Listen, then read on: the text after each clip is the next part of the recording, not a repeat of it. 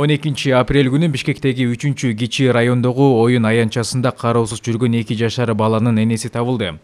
Милиция баланын ата-энесин издеп, сүрөтүн соц тармактарга жарыяланган соң 13 апрелде баланын энесимин деп 22 жаштагы аял кайрылган. Келин Беловодск айылында жашай турганын, Бишкекке туугандарыныкына келгенин, ал жактан чыккандан кийин адашып калып, баласын жоготуп алганын билдирген.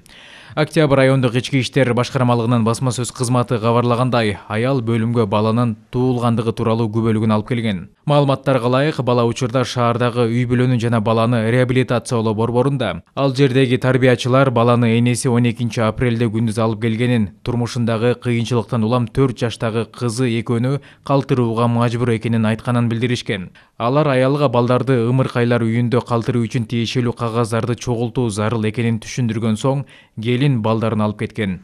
Эми келин баласын кайтарып алуу үчүн мыйзамда белгиленген документтерди чогултууга тийиш. Өкмөттүк эмес уюмдардын маалыматына ылайык, ушул тапта Кыргызстанда 12 миңден ашык бала балдар үйлөрүндө жана интернет тибиндеги мекемелерде тарбияланат.